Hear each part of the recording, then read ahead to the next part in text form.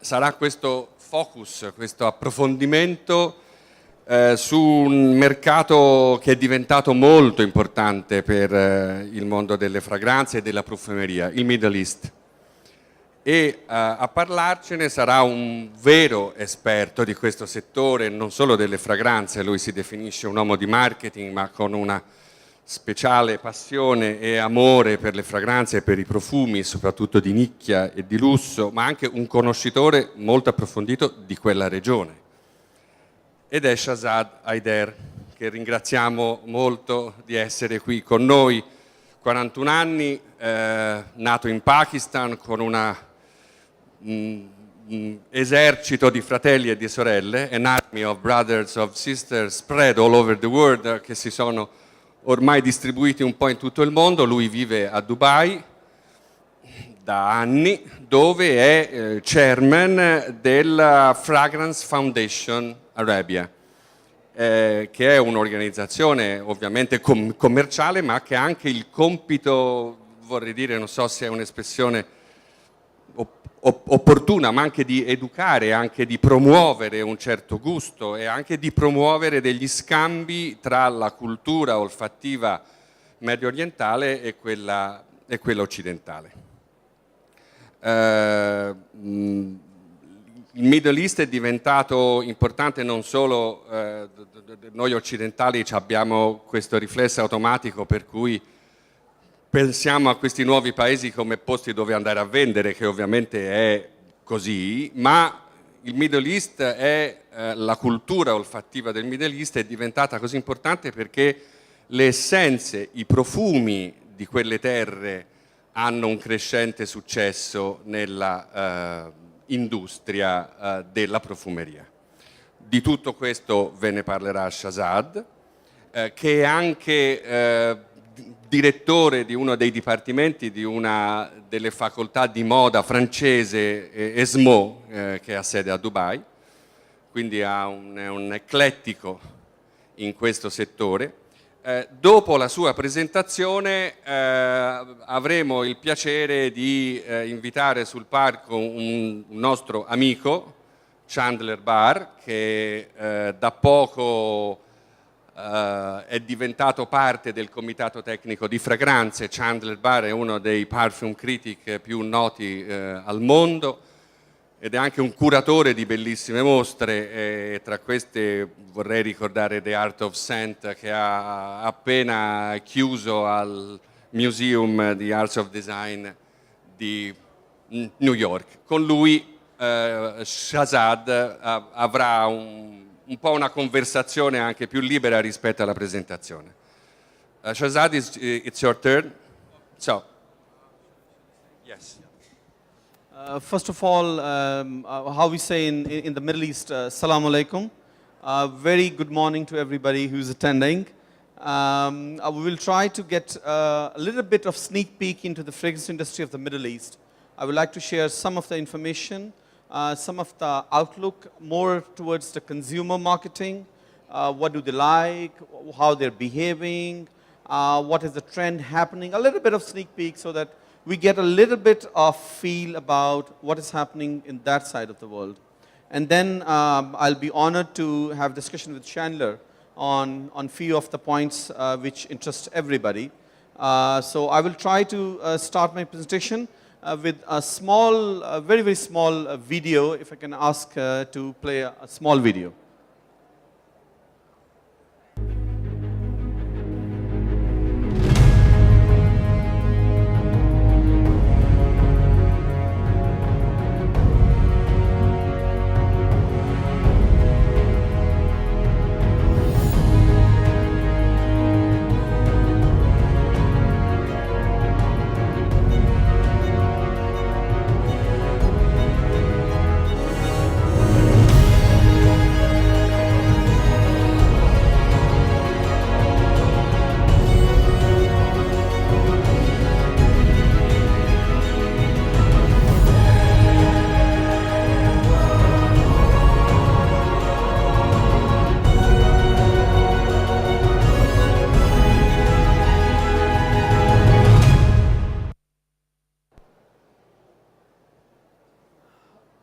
Okay, this was a small sneak peek what's happening in the retail business. If any of you not have been into Dubai or the Middle East, you must have seen the presentation. You will notice lots of international brands being present there at the best of the places and best of the stores. We'll start with simply, because I say it again, my name is Shahzad Haider. I'm chairman of Fragrance Foundation Arabia. It's a global organization. I will just talk 1 or 2 slides about the Fragrance Foundation, and then we'll get to the scene of the Middle East fragrance industry. The Fragrance Foundation history is that it was obviously founding members Elizabeth Arden, Coty Garland, Halle Rubinstein, and Chanel, who developed educational programs about the importance and pleasure of fragrances. Established in 1949 and since headquartered in USA. And in UAE, in Dubai, we started this project in 2008. And the mission statement globally we follow with respect to enhance the image of the fragrance industry and expand the appreciation and use of fragrance in all its forms across all distribution channels globally. Right now, we are obviously head office in USA, we're in Australia, France, Germany, Italy, Japan, Russia, United Arab Emirates from where I came, and obviously United Kingdom, London. In terms of industry contributors, we do cater towards these facets of fragrance industry. Starts from manufacturers, brand custodians, retailers, distributors, suppliers, media, sporting organization, and government authorities. We work very closely with government authorities in terms of, especially in the Middle East, in terms of standardization, regulation, custom authorities, because in some of the areas of the Middle East, and most of it, we do not have proper standards and regulation about the fragrance in terms of the brands. So we are working with federal government on these kind of issues, counterfeiting and all that stuff. What we have done recently in the Middle East, that we have started a market research. You will be surprised to know that in the Middle East, with the booming market shares and the booming sales of fragrances, where all the international brands want to go into the Middle East, but officially we do not have any numbers which are certified with respect to its size of the business, market share, or even what are the spendings in terms of the consumer spendings. So we do not have, in fact, authenticated, certified numbers in that respect. But we, as a Fragrance Foundation, have started that we are working on a market research. We're working on 3 levels, basically. We have started a consumer study in terms of consumer preferences, because we have a cosmopolitan location over there. So we are doing a consumer study. We are doing a market research in terms of a retail panel where we get to know the market shares and the size of the market. And on top of it, we are doing the overall international and Middle Eastern fragrance bifurcation with respect to its segment of consumers and the product segment. So these 3 studies are in progress. I should be having some numbers and some results ideally by middle of next year. But we have started this and we have got everybody on board, which matters. In terms of standardization and anti-counterfeit, and obviously FFA initiative of IP, intellectual property protection, and anti-counterfeiting. So we are working with government and authorities in order to develop that. So these are, to our understanding, is the basics. So we, as you can see on these things, we are just on the basics of it with respect to its organization and standard of fragrances. So yes, it's huge, it's fantastic. Spending on fragrances and beauty products is overwhelming, but we do not still have these kind of numbers. And all the numbers you read or hear mostly are speculations. They are not authenticated and they cannot be certified. Okay, let's talk about the Middle East. Yeah, this is some kind of, okay. Middle East, because I was here for the last 2-3 days and we were talking to a few people. To our understanding, where I come from, we have 2 sections of Middle East. One Middle East, we call it GCC, which is Qatar, Bahrain, Oman, Kuwait, Saudi Arabia, and obviously the UAE. The other Middle East could be Iraq, Iran, Syria, Egypt, all of that stuff. But that is, again, a different Middle East. So we do not normally, when we say Middle East fragrance industry, we cater to these countries which I just mentioned in the beginning: Qatar, Bahrain, Oman, Kuwait, Saudi Arabia, and UAE. Okay, what's happening? Arab world, youth rules. 143 million youth population in the Arab world, adding more than 1 million every year. More than 50% of population below 24 years. I think this is an eye-opener for any fragrance brand who want to enter into the Middle East. It's a young population, and mind you, it's a rich population, and they have a huge disposable income in their hand.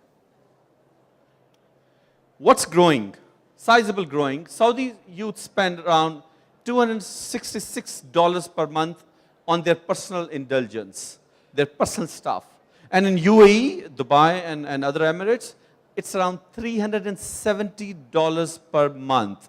When we say self, we are talking about here is personal indulgence, beauty care, and that includes skin, beauty, makeup, and fragrances. And when I say beauty and makeup, that includes men also who uses creams for their skin care, their beauty care, and all that stuff.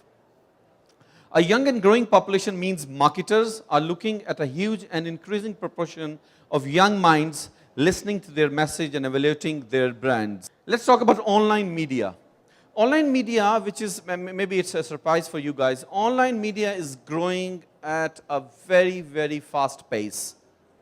If you can see it, in the last 3 months, Facebook population in the UAE only increased around 12.38%, 359,220 new members. This rate makes the UAE one of the countries with the highest Facebook penetration. And when I say highest in the country, I'm talking about the Middle East in particular.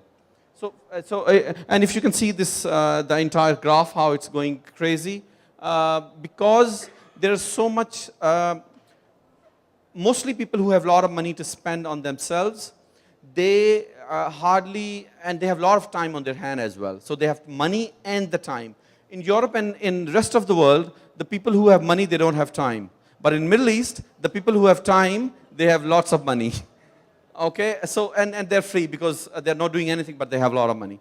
When they have a lot of money, they do a lot of other things, which I can talk and I cannot talk. But out of these, they spend a lot of time online. And especially, like for example, in Saudi Arabia, the maximum number of online buying happens in Saudi Arabia from women. Because they don't enjoy it so much going out in the malls. So they sit home and buy things online, which is, I think, very, very impressive. Okay, what are the factors considered while buying a perfume? Obviously, top is fragrance itself. How does it smell? Brand name comes second. Bottle design. This is fascinating. I don't know if you have seen a bottle designs of Arabic fragrances. Bottle design and in terms of its packaging, that is got a great deal when you are selecting a fragrance. And any Arab fragrance will have maybe 3 to 5 layers of packaging before you actually get into the product. So you will have a box, then you have an inner box, then you have an inner box where the bottle is being managed, and then you find the bottle, and bottle is already in some glove. You take the glove out, and then the bottle comes out. So it can go up to 3 minimum layers of packaging, up till 7. You might get some, like for example, you must have seen Killian with the key and all of that stuff. So it's very elaborated, and at the end you might find this much bottle. So this is how it's been done. And obviously the pricing. Pricing is the least priority in terms of fragrance, especially when we're talking about luxury fragrances or niche fragrances. Pricing comes at the end. I don't care what price is it. First of all, I should like the fragrance. The brand name should put me something more elegant, and bottle design should be fascinating. I should cherish the bottle itself. Okay, evaluation criteria. It's again extremely generalized, but we have done it with Nielsen. It's like, does it have an appealing fragrance? Does it last for a long? Is it a strong perfume? I think the last one, which is it a strong perfume? That's something becomes a number 1 criteria, how impactful it is. Yes, it does consider the weather, the environment over there in the Middle East, but apart from that, it is one of the most effective and most powerful way to communicate from one sex to another, and even to the same sex, because most of the men wearing black, white most of the time, and most of the women wearing black all the time. So what they need to communicate, how do I show my personality to you, is basically for women, maybe their bag, maybe their shades, and maybe their rings, the jewelry they wear. And for the men, it's mostly their car keys, their watch, and fragrances at the end of the day. So that becomes the most important factor. That's why if I want to put an impression on you, I'll be wearing a very, very strong fragrance so that you know what kind of personality I am, and I have to have an impact on you. This is very important. Obviously, the brand name, bottle design, pricing, and occasion we've talked about in last slide, but I think the strong impact of a fragrance, and when the more stronger it gets, then it's become very crucial that what kind of that loud fragrance would be. It is spicy, it's floral, it's natural, it's oud, it's oriental, what it is. Oh, future. We are looking at $33 billion by 2015, and that is not the figure on the fragrances only. We're talking about the beauty sector. I was talking to somebody, as I've told you in the beginning, that we do not have a certified number. I was talking to somebody from Saudi Arabia, and he said to me that one of the biggest, in fact, manufacturers of fragrances, and he said to me that the fragrance market only of Saudi Arabia, which is Kingdom of Saudi Arabia, is $5 billion. I don't believe it, but this is what I get to know the information, and I don't think the figure is too far. These are few US $1.5 billion. This is some of the thing, some visuals you will see in the consumer and the retail sector quickly. This is one of the biggest multi-brand store called Paris Gallery in UAE. This is, I don't know how many of you have been to Dubai, in the Dubai duty free. It's the biggest, the top biggest sellers are fragrances, tobacco, liquor, and chocolates. And fragrance is one of the top seller of Dubai duty free. This is one of the biggest mall in the world. That's called Dubai Mall.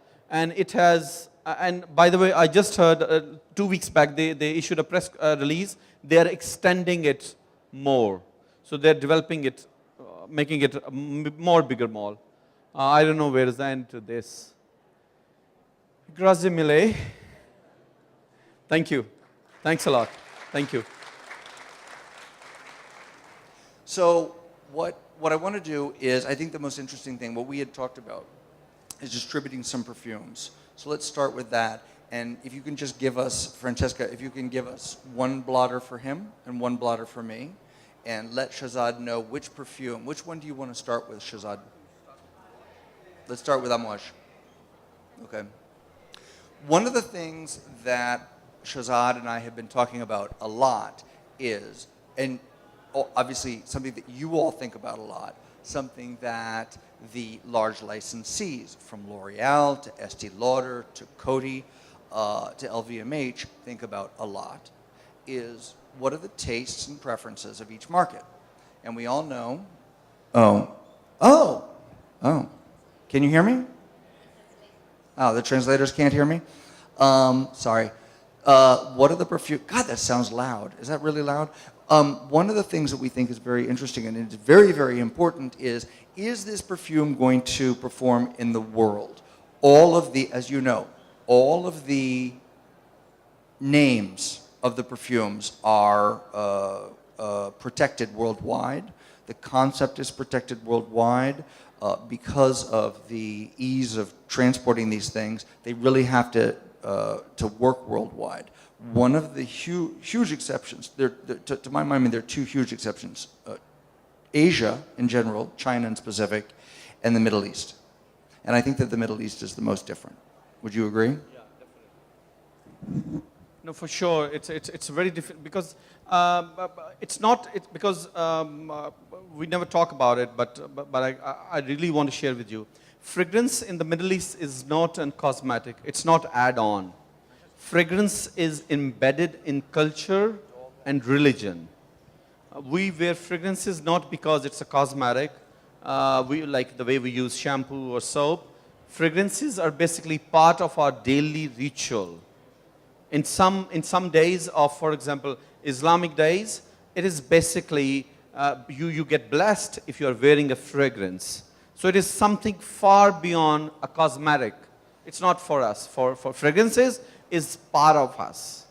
So it is far, and that's why, as Chandler just said, that's why it's so important. That's why it's so different. And in California, you get cursed if you wear a fragrance. Exactly. So now, which perfume is this? This is Amouage. Is this the masculine? This is the masculine, right? Yeah, this is the masculine one. Okay. To me, what's extraordinary about this is virtually unusable in the United States.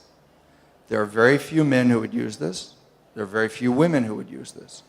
Part of the problem is I don't like to reduce this stupid reductionism in the approach that we take to perfume. I really dislike and I'm against in any aesthetic terms. We smell the whole work. We don't smell the individual raw materials. In this case, however, I think it's important to talk about one raw material, which is cumin. And cumin smells, as we all probably know, like body odor. And it is virtually impossible to get an American man or woman to wear it.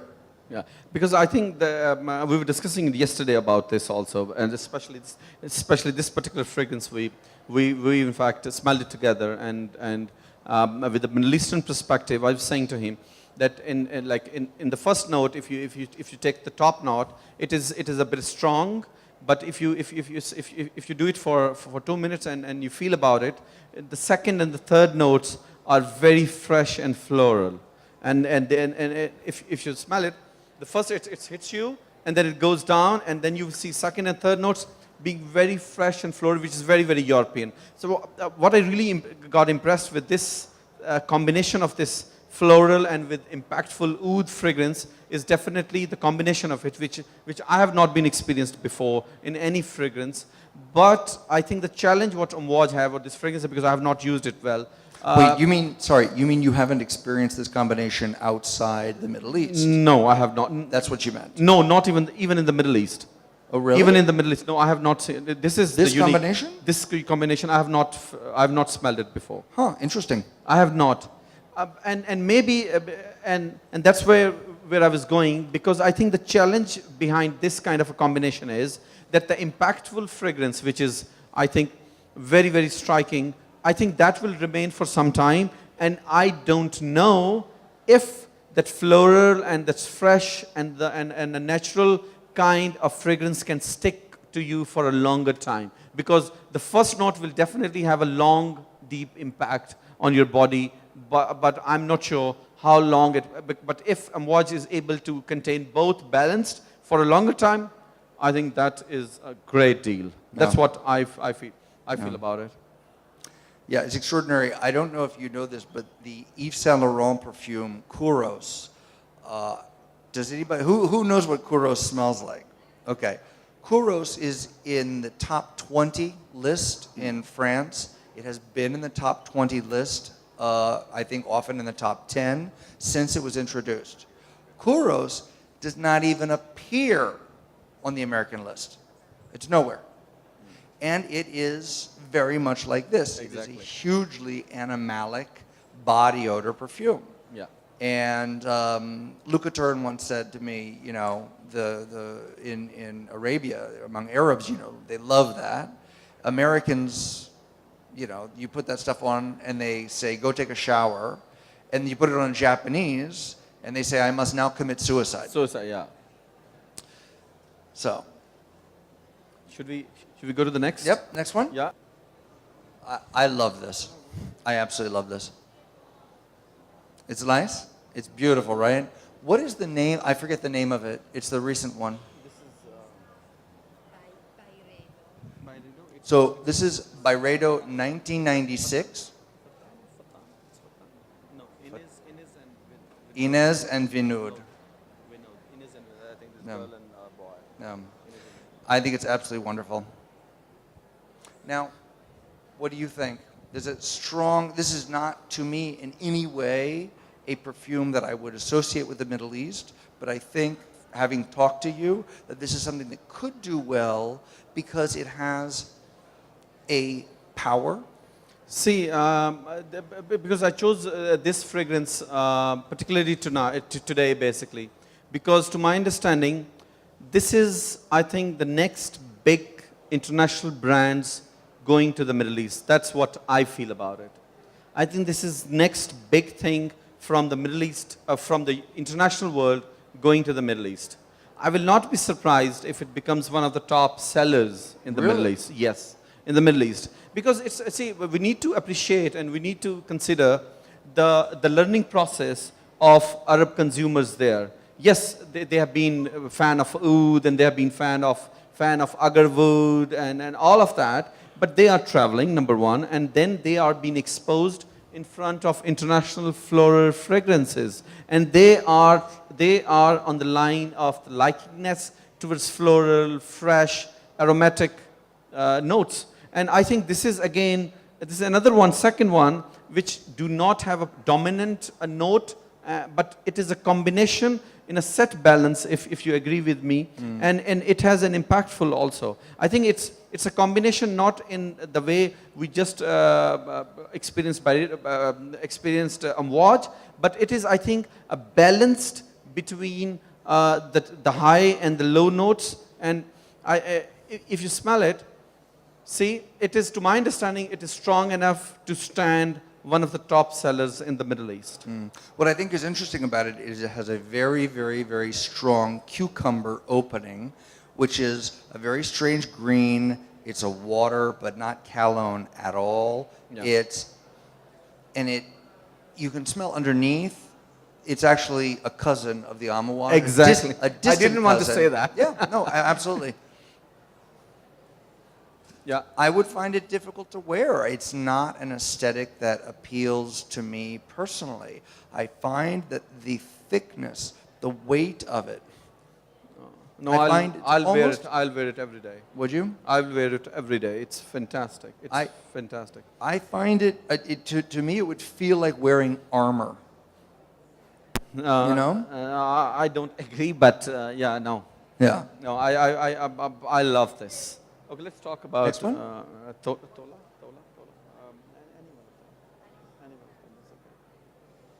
Now, what we're going to talk about is something I became a little bit selfish about it. It's from Dubai. We have got this fragrance from Dubai, made in Dubai, and it is touching all the international fairs, exhibition, and even retail scene. So I got a little bit selfish, and I said, let's talk about it. Good, bad, and our views about it. It's a Tola. It's done by a Marathi, which is UAE national guy who has been passionate about fragrances and come up with this. So let's smell. I want to hear, in fact, from Chandler. What do you think? I love this. I hate to say it, but this is two other perfumes. It is exactly. Do you know Ambre Narguilé by Hermès? Yeah, Hermès. The Hermès. It's a virtual copy of that. It's a little less smooth, but it's this gourmand, ambery, syrupy. Ambery for sure. Ambery big time. Yeah, Yeah, but it's just a huge sweet. I mean, it's caramelesque and vanillic, and it's wonderful to eat. It's also a bit coromandel, which I love, which is really Ambre Narguilé, but light. And I don't mean that in a bad way. It is a version of that trope that is less thick, yeah. that is cleaner, that is lighter, that is more infused with air and light. I think this is absolutely wearable in New York. I think it's wearable in the U.S. Okay. There's another reason. Other reason I picked this particular brand and a fragrance to talk about with you today is basically what I just said about Byredo, where I was saying that yes, it will go hit in the Middle East. Now look at, smell this fragrance, which came from a pure Marathi Middle Eastern person who created the fragrances, and he did not go to the route of strong, impactful oud, agarwood line. He didn't go there. He went into a little bit of Western, a little bit of sweet, a little bit of more fresh and floral.